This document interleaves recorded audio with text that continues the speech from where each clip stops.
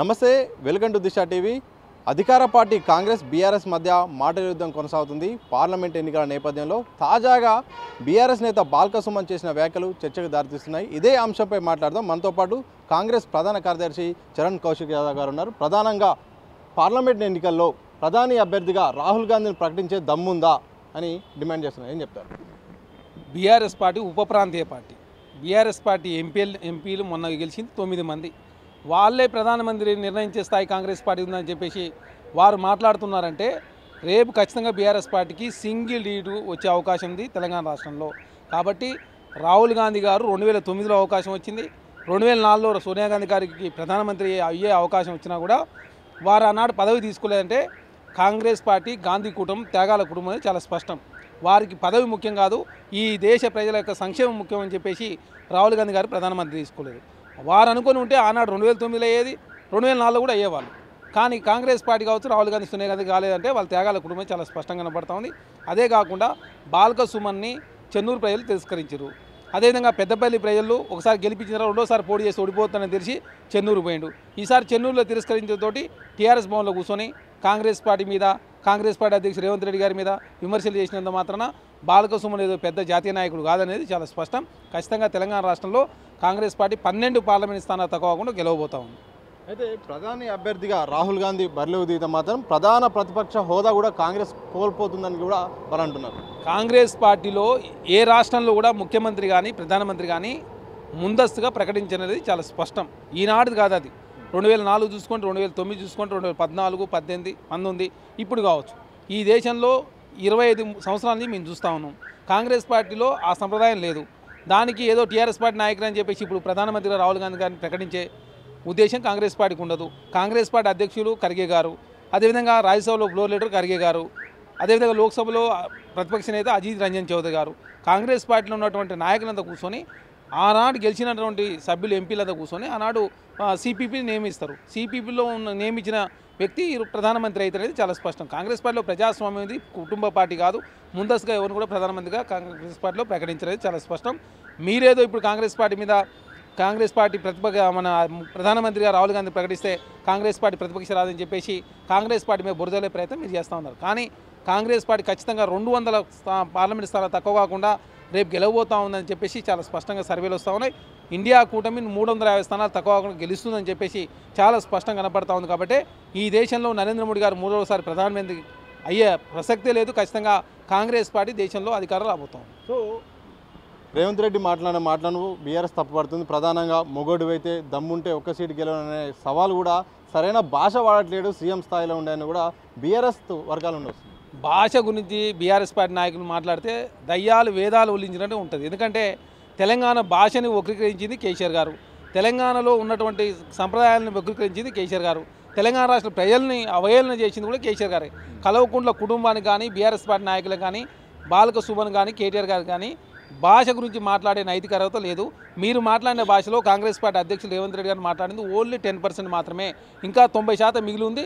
ఖచ్చితంగా భవిష్యత్తులో ప్రతి మాట ఉంటుంది. ఖచ్చితంగా కాంగ్రెస్ ప్రభుత్వం తెలంగాణ రాష్ట్రంలో అద్భుతమైన పాలన అందిస్తూ ఉంటే కాంగ్రెస్ ప్రభుత్వం కూలిపోతుంది. Congress party after parliament election తర్వాత ఎమ్మెల్యేలతో పార్టీ మారుతుందని చెప్పేసి కాంగ్రెస్ పార్టీ విమర్శలు చేసినప్పుడు ఖచ్చితంగా ప్రతి విమర్శలు ఈ విధంగానే ఉంటాయి. సో తాజాగా ప్రకటించిన 2 గ్యారంటీలో కూడా ఈ లబ్ధిదారులకు శటగోపం పెట్టారంటూ కూడా బాల్క సుమన్ మాట్లాడారు. రేషన్ కార్డు లింకు పెట్టి చాలామందిని దూరం చేస్తున్నారు లబ్ధిదారులు. అంటే ఏదో ఒకటి అంటే మరి గతంలో మీరు పెన్షన్ ఇచ్చినప్పుడు ఏ కార్డు పెట్టింది? మరి వైట్ రేషన్ కార్డే కదా ప్రామాణికం. ఆరోగ్యశ్రీకి వైట్ రేషన్ కార్డు ఈనాడు కాదు, 2004లో, 2009లో, 2018లో, 2014 కూడా అదే పెట్టినాం కదా. వైట్ రేషన్ కార్డు అనేది ఈనాడుది కాదు, అది ప్రామాణిక. ఎక్కడో ఒకటి ప్రామాణికం తీసుకోవాలా. అందరి సంక్షేమ కార్యక్రమాలు ఈ దేశంలో కావచ్చు, ప్రపంచంలో కానీ ఎవరు ఇవ్వలేరు. వైట్ రేషన్ కార్డు అనేది పురాతన కాలం నుంచి వస్తూ ఉంది. అదే కాక బిలో పావర్టీ లైన్ కాబట్టి దాన్నే ప్రామాణికంగా తీసుకుంటారు. దానిలో భాగంగా లబ్ధిదారులు 500 రూపాయలు సంబంధించిన గ్యాస్ సిలిండర్ విషయంలో దాదాపు 40 లక్షల కుటుంబాలు ఉన్నాయని, 200 యూనిట్లు వాడేవాళ్ళు 30 లక్షల చిల్లర ఉందని చెప్పేసి ఆల్రెడీ ప్రభుత్వం ఒక నిర్ణయానికి రావడం జరిగింది. ఖచ్చితంగా 30-40 అంటే 70 లక్షల కుటుంబాలకి 500 రూపాయల సిలిండర్ కావచ్చు, 200 యూనిట్లు విద్యుత్ కావచ్చు, దీని ద్వారా ప్రయాణం జరుగుతుందని చెప్పేసి ప్రభుత్వం భావించింది. అదే కాకుండా బస్సు ప్రయాణం ద్వారా 17 కోట్ల మంది మహిళలు ఉచిత ప్రయాణం చేశారు. అదే కాకుండా 10 లక్షల రూపాయల సంబంధించి ఆరోగ్యశ్రీ నడుస్తూ ఉంది. అంటే కాంగ్రెస్ పార్టీ ఇచ్చిన మాట ప్రకారం మేము ఇప్పటికీ 141 గ్యారెంటీలు అమలు చేసినాం. మేము 430 గ్యారెంటీలు ఇస్తే 141 గ్యారెంటీలు అమలు చేసిందంటే ఈ దేశంలో ఇంత తక్కువ టైంలో ఇన్ని హామీలు అమలు చేసిన ప్రభుత్వం ఏది ఉండదని చెప్పేసి చాలా స్పష్టంగా కనబడుతుంది. ఖచ్చితంగా రేవంత్ రెడ్డి గారి ప్రభుత్వం 141 గ్యారెంటీలు అమలు చేసింది కాబట్టి ఈ దేశంలో పెద్ద చర్చ జరుగుతూ ఉంది. కాబట్టి ఖచ్చితంగా తెలంగాణ రాష్ట్రంలో కాంగ్రెస్ పార్టీ ఇచ్చిన 6 గ్యారెంటీల విషయంలో ఖచ్చితంగా 100 రోజులు చేస్తానని చెప్పడం జరిగింది. దాని ప్రకారం కాంగ్రెస్ ప్రభుత్వం ముందుకు పోతా ఉంది. మిగతా గ్యారెంటీల విషయంలో ఆల్రెడీ బడ్జెట్లో కేటాయించుకున్న నిధులు, ఎందుకంటే ఇందిరా మిల్లుకు సంబంధించి కూడా మీకు గ్యారెంటీ ఇవ్వడం జరిగింది. దాన్ని కూడా ప్రతి నియోజకవర్గానికి 3500 ఇల్లు ఇవ్వాలని చెప్పేసి ప్రభుత్వం బడ్జెట్లో నిధులు కేటాయించుకున్నారు. అదేవిధంగా ఇంటర్నేషనల్ స్కూళ్ళకు సంబంధించి ప్రతి మండల హెడ్ క్వార్టర్ 100 కోట్లతో ఇంటర్నేషనల్ స్కూల్ ఏర్పాటు చేయాలని చెప్పేసి బడ్జెట్లో నిధులు కేటాయించడం జరిగింది. ఇంప్లిమెంట్ చేస్తే తర్వాత అనేది చాలా స్పష్టం. ఖచ్చితంగా 100 రోజుల్లో కాంగ్రెస్ పార్టీ చెప్పిన మాట ప్రకారం 6 గ్యారెంటీలు అమలు చేసి తీరుతాం. సో రేవంత్ రెడ్డి వరుసగా చేస్తున్న ఏ కామెంట్ చేసినా కానీ దాని రియాక్షన్గా బీఆర్ఎస్ నుండి ప్రధానంగా బాల్క సుమన్ గారు అటాక్ చేస్తున్నారు. ఈ సందర్భాన్ని ఎట్లా చూస్తారు? బాల్క సుమను మతి భ్రమించి చెన్నూరు ప్రజలు తిరస్కరిస్తే హైదరాబాద్లో బీఆర్ఎస్ ఆఫీసులో కూర్చొని ఒకసారి కాంగ్రెస్ పార్టీ అధ్యక్షుడు రేవంత్ రెడ్డి గారి మీదకి చెప్పు తీసుకొని అంటే తెలంగాణ రాష్ట్రంలో ప్రజాస్వామ్యాన్ని కూని చేసే ప్రయత్నం బాల్క సుమన్ చేస్తున్నది చాలా స్పష్టంగా కనపడతా ఉంది.